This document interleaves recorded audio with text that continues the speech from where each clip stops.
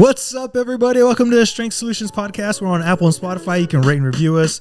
Check us out on YouTube. Leave comments down below. Smash that like button. Hit that subscribe right now. Oh, yeah. Okay. You got it? You hit the subscribe? Did you? All right. StrengthSolutionsPodcast.com is our website. StrengthSolutionsPodcast@gmail.com is where you're going to leave fitness questions. And Strength Solutions Podcast on TikTok, Instagram, and Facebook. I'm Strength Solutions Edwin. I'm Strength Solutions Nathaniel. Okay, dude. What's up? It's an amazing week. Oh, yeah. It's warm again in Texas. I love it because I'm getting AC. Oh! Bring it on. Bring it on. The last week that you're going to need AC. God damn it. Damn it. Okay. So when we talk about fitness, I was listening to a podcast, right? Mm-hmm. And anytime when we need to level up business-wise, we need to level up in life, there's a lonely chapter. Oh, yeah. And so I want to talk about the psychology of fitness and how you may have to leave some friends. Yeah. Or quote unquote acquaintances that you hang out with. Yeah. And if you're drinking at the bar every day or eating, out all the time, you may have to get a new set of friends. Yeah, which is really funny that you might have to get in a literal entirely new set of friends. Just because I think that we get kind of stuck doing the same patterns with certain people. And it's okay if you maybe keep those friends around, but just understand that if you do hang out with them, you're going to be doing activities like that. It brings me back to a conversation I was having with my brother one time about a conversation he was having with my sister-in-law about something she overheard at a coffee shop, I think it was. And it was this person who was, I think, having a conversation with a personal trainer or something like that. You remember this? Yeah. And she was like struggling with the fact that it really was like breaking into social life. And she was like, I can't train anymore because my friends don't do this type of thing. And it's just not working. And it's causing me too much stress is what she was saying. And I was like, damn, that's crazy. And it was unfortunate because this person was kind of choosing that over their own health, which I told my clients all the time too. I'm like, what's more important to you right now? Is it social life or is it your health and fitness? Like, which one is it? If it's social life, hey, make that choice. Right.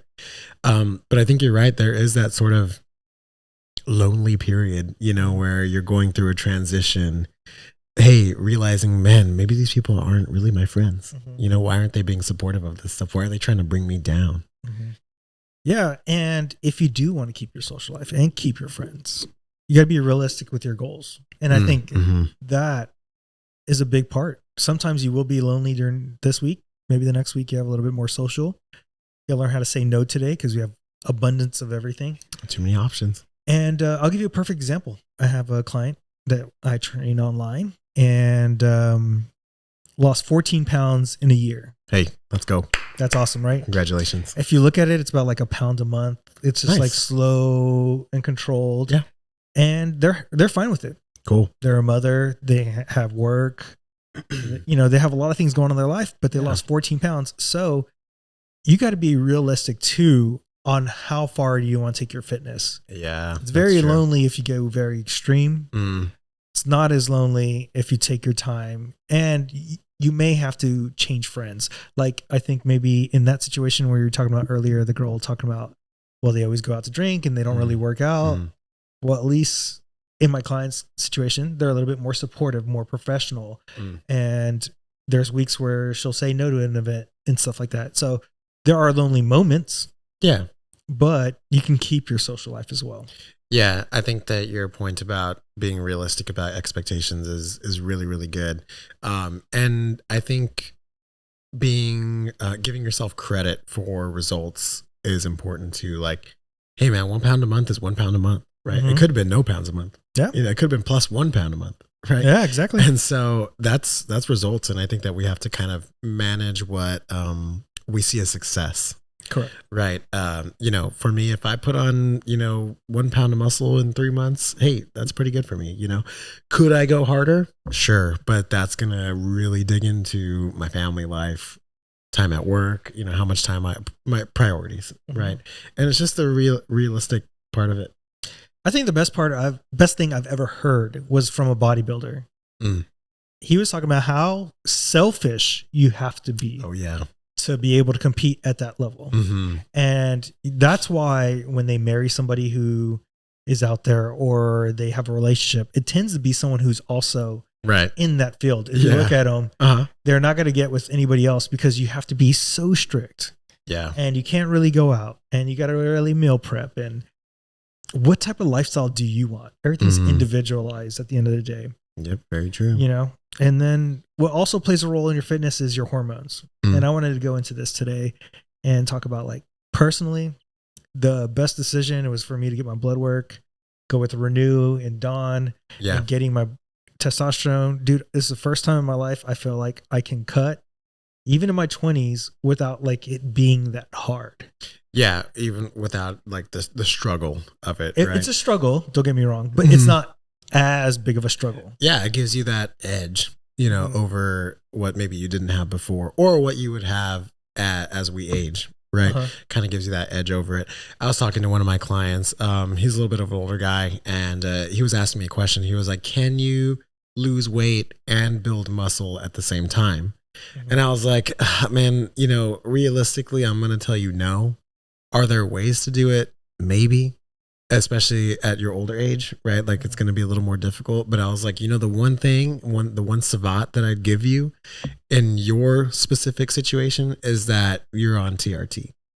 If I was like, that's the one time that I would say, like, yeah, you can probably do it. You can optimize. Optimize a little bit more, right? Hey, if I'm hitting my protein, if I'm really working out super hard, if I'm doing everything right, you probably can do that, you know, and it's good. It's good, especially as we get older and stuff like that. Like it continues to give you the possibilities.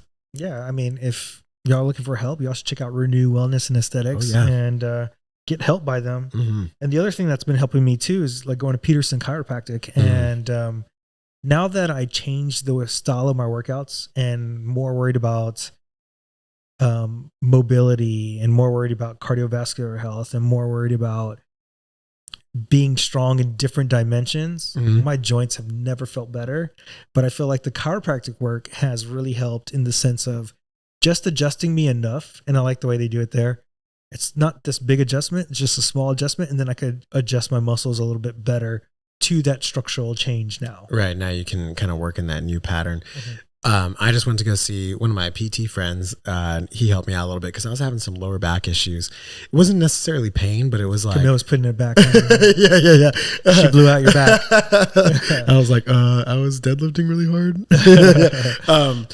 Again, like it wasn't really pain, but as we were talking, I was like, it just feels like something wants to move back there, and it's kind of on the edge where I'm like, I'm a little scared about this. And so he helped, adjusted, and then gave me a bunch of work to do on my own, and kind of pointed out some things about my like lumbar flexion and just pretty much how I guess you could say like immobile my spine is. And so I'm kind of on the same track as you, as I'm still kind of trying to build up my weights and lift a lot heavier.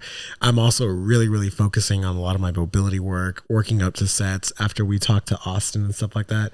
Really changed my mind a lot about how to work out, what's important, especially at like that high level. You know, we kind of peeked at some of his programming and, you know, there's a lot, you know, the first hour I can imagine is just like priming, you know, and I kind of took some of those concepts and I was like, well, if he primes for an hour, then I should probably be fucking doing that too, you know? So I'm working a lot on my mobility specific to my lifts and stuff. And man, dude, it feels so much better. I actually just sent him a message today and was like, bro, thank you. like I really needed to work on this stuff and just kind of take a step back a little bit. I think you knew. I did know. I just need to hear it. I 100% knew. And I think, and again, I luckily know when I was like, all right, this is too much, you know, like I need to get something done about this because I can't keep lifting like this. And it's going to start affecting my goals, which is one thing that I didn't want. Right. And so I think hearing that, having a little more guidance, really like seeing it also and being like, God damn, like I really do need to work on this shit. I was like, all right, you know, I think hearing it like 3 times in a row from 3 different people, I was like, all right, I got to do it. Yeah, I got to step back. I'm not that young as I used to be. Yeah, for real, man. Yeah, I think I saw the mentality where I'm like, nah, I'll just keep pushing through. I'm like, fuck, I'm almost 30, bro. Yeah. Also, you won't be able to do Austin's workouts sometimes because you don't have the time. Exactly, yeah. So like it's right not now, your main goal, right? So looking at it, And I'm kind of doing it more in like a powerlifting sense because I'm definitely not trying to do that strongman stuff. And I don't even Gotta have get that Atlas too. yeah, I don't even have access to that type of equipment anyway. But like, man, doing these workouts, really focusing on that mobility and stuff like that, it takes me about like hour 15, hour 30 sometimes. I'm lucky right now because I've had that time these past 2 weeks, but I'm like, I'm not going to have this time maybe next week. You know? So I'm trying to think to myself like, okay, what do I do if I do need to adjust this? But the one thing that I told myself is that I wasn't going to cut time from the mobility work. If I was going to do anything, it was going to be that. And I'll cut time from my lifts. Oh, nice. Yeah. So this weekend, something funny happened. And so, you know, I'm always thinking about like weird stuff. Sure. Right? Yeah. I definitely passed the genes to my children. Okay. Because my daughter and I were in the kitchen and we're just cooking or making a sandwich. Just cutting it up. Yep. Cutting it up, you know, laughing. Yeah. But she was like, Dad, have you ever thought about what side of the mouth do you eat on? And does everybody eat on that side of the mouth? And I was like, yeah, I have, but I think I eat on the right. Yeah. And then she's like, well, I eat on the left. And I was like, you know what? There's going to be a whole magazine now that says, oh, if you eat on the left, you must be creative. If you eat on the right, you must be logical. Yeah, you're so right. They would totally do that. A while back, I was talking to my daughter and she was going to bed and I was just like hanging out with her in the room for a second. And man, dude, she just started going into this whole thing and she was like, isn't it weird to be alive? And I was like, huh? She was like, it's just weird. Like sometimes I'm like, is this a dream? Am I really alive? Is this really happening? And I was like, God damn, I'm getting all existential and shit like that. I've had that thought. Yeah. And I was like, that's so funny. And I just kind of let her go because I was like, she needs to talk about this. And she was like, you know, sometimes I'll sit in the car and I'm like, wow, I'm like, I'm really here and I'm living. And I was like, well, she's getting conscious now. Yeah. But yeah, man, it's funny listening to your kids talk about shit like that. You're like, man, they're just like me. They're people, man. They're getting there. But not everybody thinks like that. Yeah. That's the wild part when you meet people. Yeah. I know my partner doesn't, right? Like, I don't really think like that. You know, like Camille loves asking me like weird ass questions, and I'm just like, I don't, never thought that. You know, she's like, what, really? And I guess it's just like certain people, you know. Yeah, it's interesting, man. When you're in your thoughts. So another cool thing, you sent me this video about eating ribs with a knife and fork. Yeah. Who does that? Yeah, I know, right? So there's these two guys. They're from the UK. And that explains. Yeah. And they come, or I don't know if they visit here or if they like just moved here or whatever, but I've seen a couple of their videos where they're trying out like American food, you know, giant cheeseburgers or whatever. But this, in this one particular video, they're at a barbecue place and they get some ribs and all this stuff. And I'm assuming he's like the owner, brings it over to them and they got a fork and knife, right? And they're about to cut into it. And the guy's like, whoa. He's like, I know where y'all are from, way over there. And he was like, but we don't do that fork and knife shit here. He was like, you got to pick it up with your hands and eat it. And one of the funny things that they were talking, one of the guys from the UK said, he was like, I'm just not used to meat being able to just fall off the bone like this. Like you need a fork and knife to eat meat. And I was like, hey, don't let Camille cook. I know, yeah. This is gonna be all hard. Yeah, it's all crunchy. Man, did that just chip my tooth? But yeah, it's funny because you can see them biting in that and be like, oh shit, this is a real crap. Barbecue is the bomb, bro. It's so good.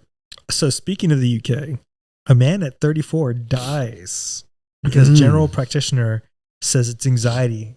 But what it was cancer. Dies 3 days later from cancer. Yeah. That's wild, right? Which is funny too, because like I was reading it and man, I think I even read that it said after he died, his dad like took his life also. I guess he just couldn't deal with it.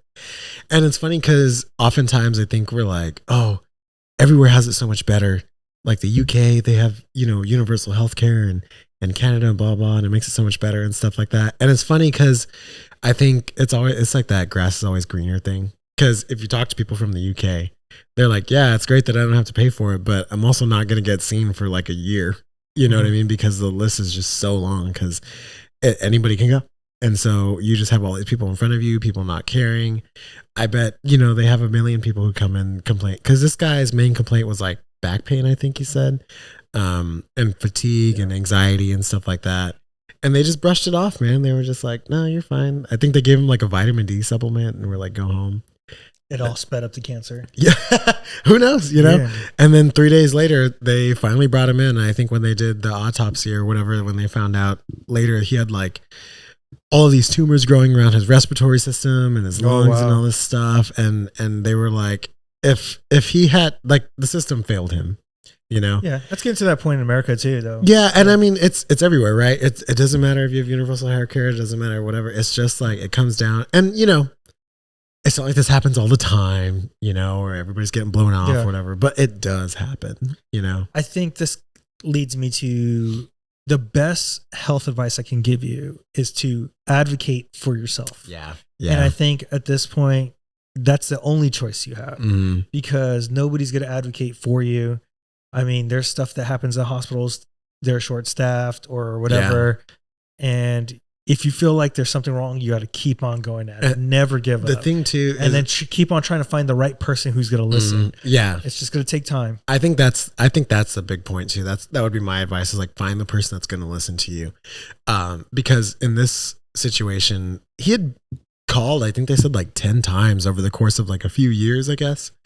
And what they were saying is that a lot of the times that he called was during COVID. And they were doing only virtual sessions. Telehealth. Yeah. And he was, I think one of the last doctors that he had seen before he passed, when he was like, when there was no shot anymore, was like, if someone had just brought him in and put a stethoscope on his back, they would have known something is wrong. But since it was all telehealth, and that's where a lot of things are moving now, you know, a lot of stuff is telehealth now. Yeah. And I think that while telehealth is super convenient, and I'm sure there's a lot of it that could probably be figured out. I mean, even in personal training, you stole my idea of thought. Yeah, it's right, right? You know, it's different whenever you're doing an online session or when I'm in the room with you. It's you're going to get a completely different experience. People disregard the human element and the human touch so much. And especially in training, in the sense of, I can see you do a seated cable row and give you instruction, but I can't be like, oh, open your shoulder like this. And then they feel that you move them, and then all of a sudden they can do it. And they could pull the shoulder blades back. You facilitate it one time, and they got it. And it's just, in-person matters. Yeah, everything's great to be autonomous and automatic and online, faster, convenient. I can choose. Like, I get it. Like, I know my symptoms of, like, I have a common cold, I may need something or whatever. I could go to like CVS real fast and go see one of those like quick care units. But if something's really wrong and you know mentally for you, and then you can't see somebody, I think that's when the issues arise. Yeah. The sad part is reading that article, I was just like, man, this guy tried so hard and just got blown off every single time. Sucks. Yeah, you know what else sucks for the medical field? I can't believe they're trying Ozempic for kids. I saw that article? Yeah, I did. Yep. Crazy, wow, man. 6 years old. 6 years old. Was it? What are we doing? Their brain is not even fully developed. Yeah. And they were talking about the fact that, like, I mean, we've seen that there's long-term effects of this, you know? And it's like starting that young. So the thing reading the article is that there was like 2 groups, right? There was the control group, and then there was the group that was actually getting the medication. And I did like that they sent like the parents and the children to like a nutritional health class thing, but I'm like, that's all that needs to be done at that age. Yeah. Like, okay, I get it. Maybe when they're, you know, older or whatever. That's wild. As a parent, I could not. Yeah. You know what I mean? Like, if they were like, oh, your kid needs, you know, Ozempic or whatever. Like, as a parent or just as a person, I'd be like, whoa. I don't know. In my head, I'm like, I fucked up too bad. I got to like fix this at the source. You know what I mean? Like, I have to be here. I have to change diet. I have to talk about whatever's going on. Like, I need to take control of the situation. But I don't, you know, we were just talking about accountability earlier. Oh, yeah. And I think that there just isn't any. You know what I mean? Lack of accountability. A lack of accountability. So they're just like, yeah. Or honesty. Or honesty, right? Like, yeah, just give them the pill, whatever, that's fine. It's easier for me because I don't have to change their diet. I don't have to change how I'm eating, right? I don't have to hold myself accountable for that, you know? And it's just scary. It's weird.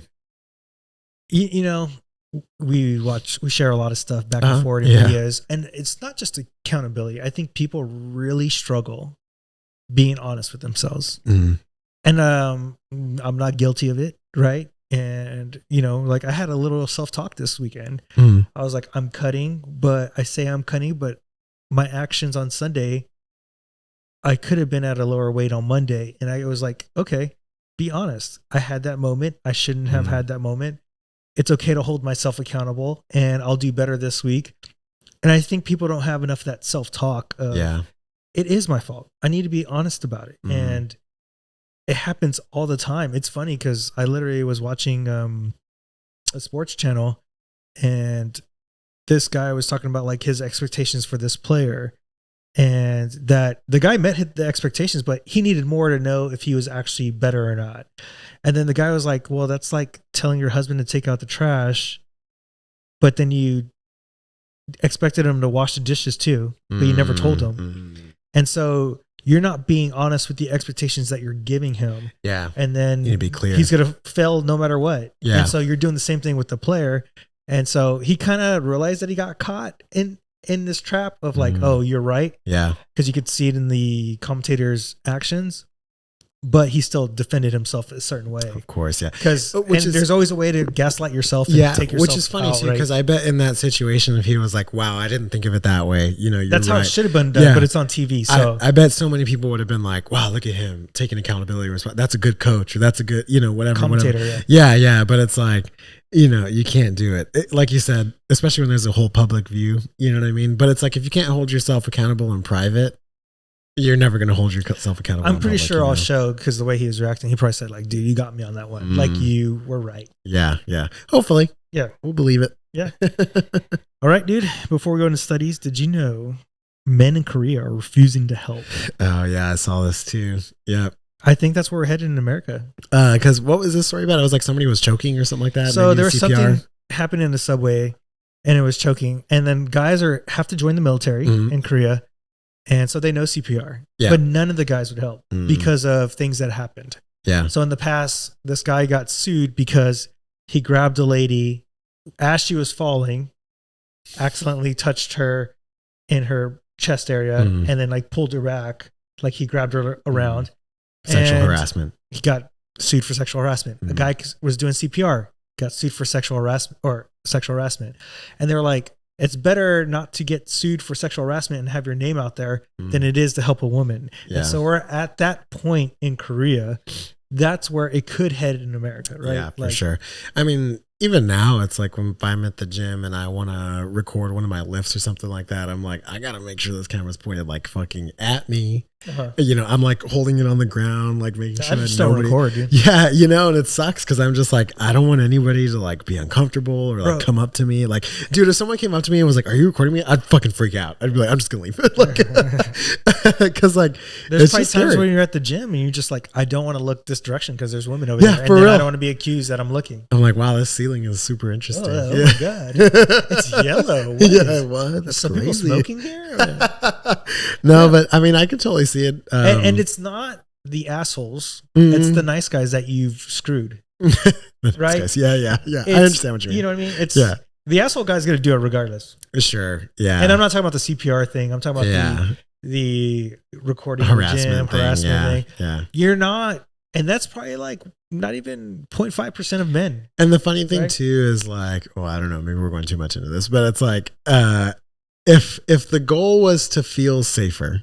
Right. If the goal was to feel safer and sort of scare people into doing less of that so that they don't have to worry about being in the gym or whatever, it's like, I don't think it's worked because there's still people complaining. There's still, I have friends that are like, oh, I won't go to the gym because too many people are weird and blah, blah. And it's like, okay, so then this isn't working because you don't feel any safer. So that's really probably not the problem then. They're making gyms that are like women only gyms and whatever. So I'm like, okay. You know what's crazy? The problem that was a fad fixed. back then. It's coming back. Yeah. I think it's interesting that it's coming back or that women are working out differently than men. I saw this account, runners need to work out this way. And I was just like, oh my fucking god, dude! Never good enough, man. Never good enough. Never good enough. It's a running joke on here. Never good enough. All right. So this first study was on a pill that has semaglutide. It was from Novo Nordisk. And when they took the pill, weight by up to 13% after 3 months was lost in a phase 1 clinical trial. It's a European Association of Study of Diabetes. So for those who don't know, it's actually 13% is a lot more in the first 3 months than it is when you do Ozempic. Oh, okay. Ozempic was, I think, about like 5%. I think the one thing that they were saying is that they couldn't really talk about it like that because it wasn't a head-to-head trial. It was, yep. Yeah, it was just on their own. And I think the placebo group lost like 1.3% or 1.1% or something like that. So, I mean, clearly it works. I think that the pill form is more accessible, right? Because, I mean, I'm sure everybody isn't cool with an injection. Yeah. Or if it's super inconvenient because you got to go and get it every single time, something like that, a pill could change a lot. They said a lot of the side effects are pretty much the same as with the other medications and stuff like that. So I want to go into side effects. I really don't think, I think the side effects happen because the amount, the dosage, right? Because I messed with semaglutide. Yeah. And I think, did you ever shit yourself? No. No. Did you have a super bad nausea? So I think some of the side effects are because I deal with someone who's done research and they have to put everything down in there that happened in clinical trial. Anything. Even though it may be one person who got a headache. Because that one person got a headache that they put everything down. And so when you look at these symptoms, do they really happen? And most people that I've encountered that take Ozempic don't really have a lot of these symptoms. The only one, so I'll say this. So I don't really have a lot of clients that take Ozempic. I have a lot of clients that take Mounjaro, which is funny because we have like the separate options. The one thing that I'll say for anybody taking Mounjaro is like nausea. Nausea is the main thing. Does it have to do with like not eating because we don't right? eat? Yeah. But the thing is that you're not going to associate it with that because you're not hungry. Right. So you're just going to be like, I'm super nauseous. And it's like, it's interesting. It kind of brings us back to the one earlier with the children. It's like one of the things they were saying is like, these kids are still growing, like if they're not eating, is that really the best thing for them? I don't know. And not only that, like with the kids, their brain is still developing. Like how fucked up are they going to be hormonal when they're right? 25? Yeah. And not even hormonal. I'm talking about like the way the brain perceives a GLP-1. Yeah. Like, is it even going to exist for them? And then they're forced to take this drug later in life. Scary. All right. Question number 2. Study number 2 was done on September 10th. No, this was at the University of Michigan. People with obesity who are longtime exercisers have healthier belly fat tissue and can store fat there more effectively than non-exercisers with obesity, according to a new study. This was a super interesting one. I liked it a lot because I was like, what? Like, exercise matters. Exercise matters because, they say that all the time. Like, even if you're, let's say we have two people who are the same weight. Let's say one's 300 pounds, the other person's 300 pounds. Let's say one of them doesn't work out at all. Let's say one of them resistance trains 3 times a week. Regardless, even though they're at the same weight, and we might still see that as unhealthy, the person that resistance trains 3 times a week will probably have better health markers than the person that doesn't. Yeah. They might have better blood pressure or less whatever, And so reading this one was really interesting because in general, we usually see visceral fat, right? Fat around the belly as being something that's bad. But the point is where it's stored. And so the kind of point they were making in the research article is that a lot of sometimes the fat will be stored on or around the organs. And people who work out, it's actually stored subcutaneously.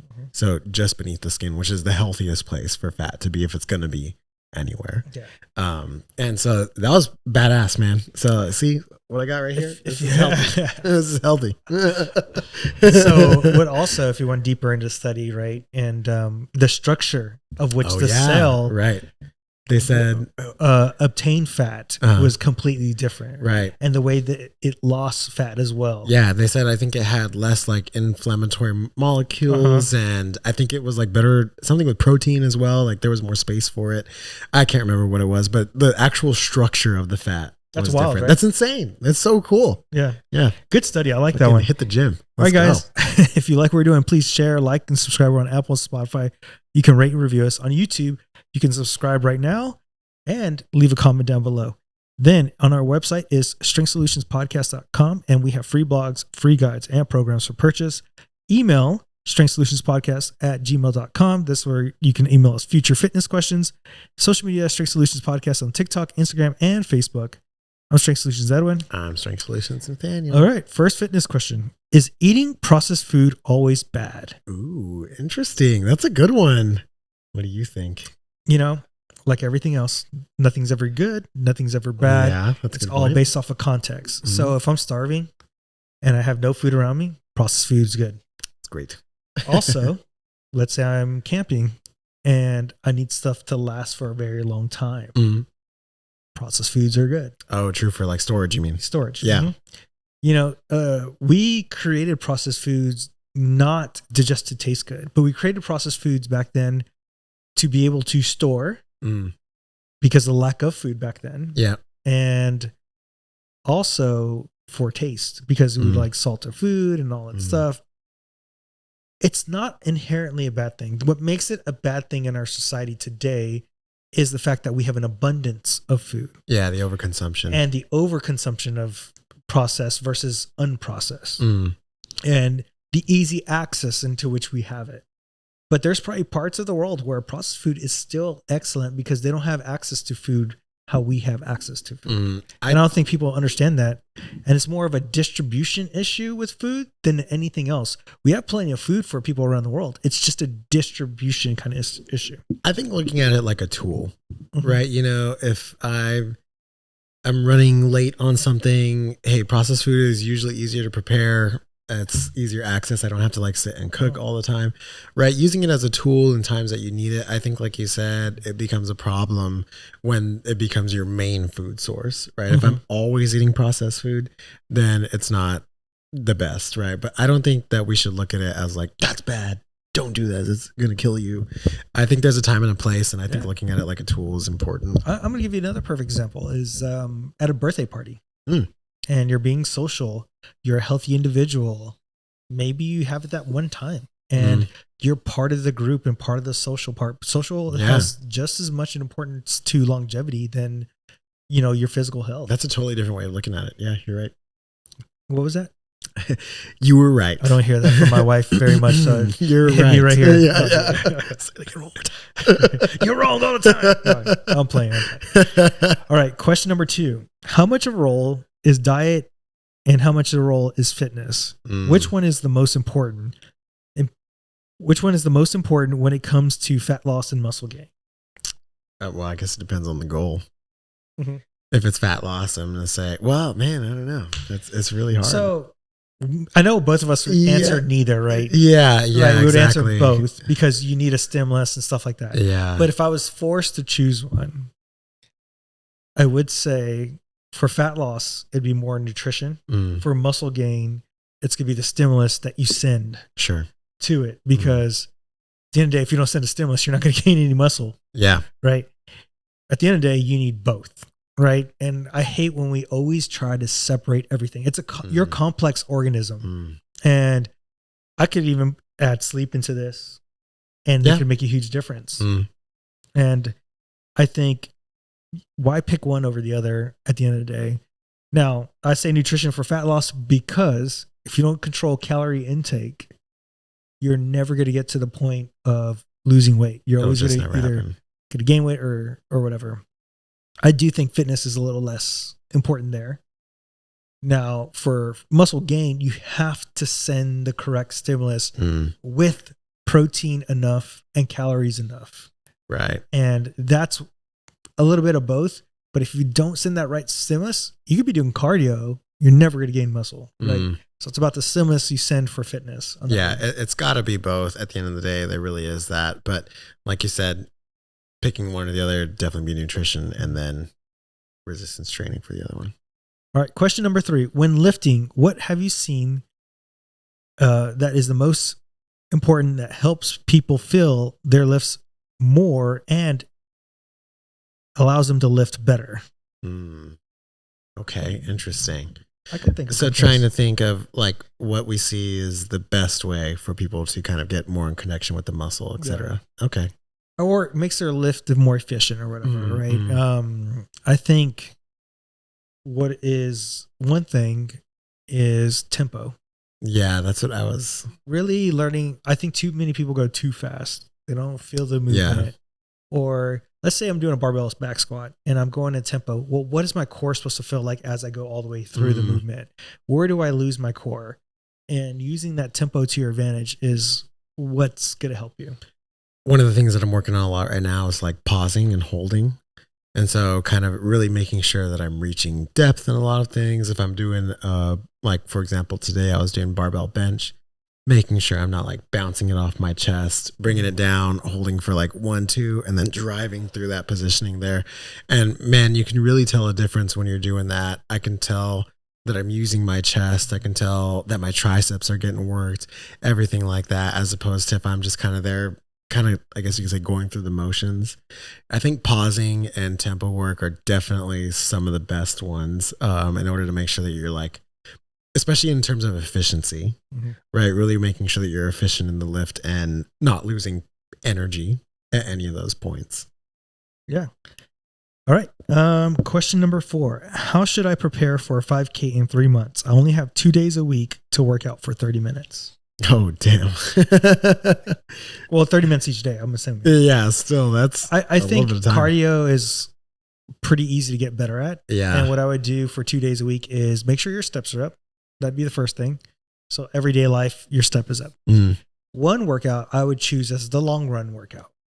And so it's just, I used to run all the time. So I kind of know like how that works. So on this one is when you hit your 3 miles, 4 miles, whatever you can finish in your 30 minutes. The other workout is going to be a shorter workout. Maybe it's 15, 20 minutes. Maybe you do 200-meter sprint, jog 200, sprint 200, jog 200. And now we're working on the heart rate going up as high as possible. We're working a little bit on speed. So that way we can make the long distance faster with less effort. So one's a longer run and one's more of a speed workout. And that's how you would make your running much more efficient in those 2 days that you have. I'm assuming you're doing 2 days a week. You're not caring about a time. You just want to complete it. Yeah. But if you want to be more effective, one long, one shorter, and then getting your steps up. I kind of like that, especially the concept of using that shorter day to kind of improve the long run day, right? Because at the end of it all, it is like an endurance thing, right? Yeah. So you're trying to go for a long distance efficiently. So I really like that. That's a really smart way to set that up. Man, that's tough. I wouldn't know how to do it. I like that idea. Yeah. All right, guys, if you like what we're doing, please share, like, subscribe. We're on Apple and Spotify. You can rate and review us. Check us out on YouTube. Subscribe right now. Hit the like button. Leave some comments down below. Then, if you're looking for us on the internet, it's strengthsolutionspodcast.com. We have free blogs, free guides, and programs for purchase. strengthsolutionspodcast@gmail.com. If you want to email us future fitness questions, then we got Strength Solutions Podcast on TikTok, Instagram, and Facebook. On Instagram, I'm Strength Solutions Edwin. I'm Strength Solutions Nathaniel. Until next time, guys, what? Peace out.